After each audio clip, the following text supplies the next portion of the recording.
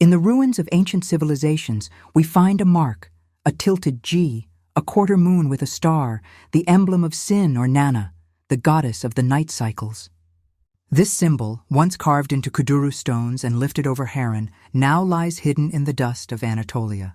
It begs us to ponder whether it is a relic of the past or a creation from the future, buried in the soil like a memory waiting to be uncovered. The ancients worshipped the night, naming her Sin, even though they believed the stars were gods. They did not realize that all things possess spirit, and thus the stars were watchers, beings of probability and collapse, what we now call quantum mechanics. They forgot the sun, the source of light, and worshipped darkness instead, missing the mark of true understanding.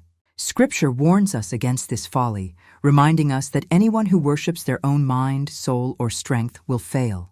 Romans 1 tells us, they exchanged the glory of the immortal God for images of creation. Sin, in its essence, means missing the mark, trusting in shadows over enlightenment.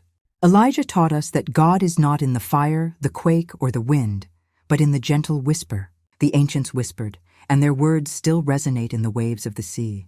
These waves reveal matter and collapse possibilities, yet corruption often trades the mystery of the wave for fleeting pleasures.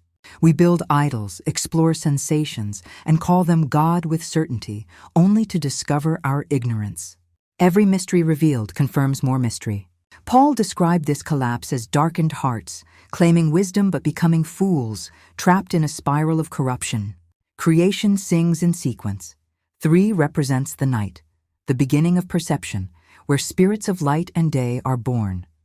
It signifies the union of our mind, heart, and strength. 6 is for the body, the physical, and the laws of governance, like sleep. It is the number of physical awareness. 9 is for sin and judgment, not all negative, as much of what we create passes the test, while what doesn't is like ashes. 12 encompasses all, representing God's consistency and omnipresence.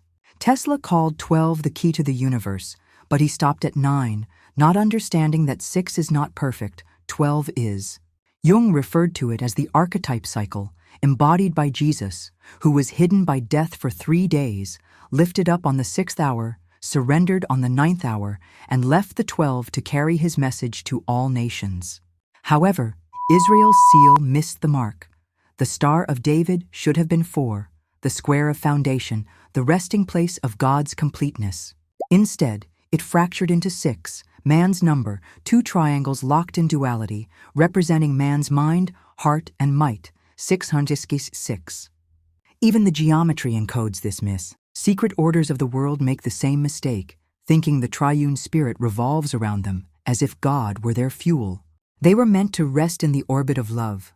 They darken their hearts, plotting evil and chasing shadows, until the sun turns his face, and the moon no longer reflects any light. This is the whole weave. The ruins mark, the moon god Sin, Romans' darkened hearts, the whisper of waves, the spiral of 3 to 6, 9, 12, the mist 4 of Israel, the inversion of societies. Only those with ears to hear will understand.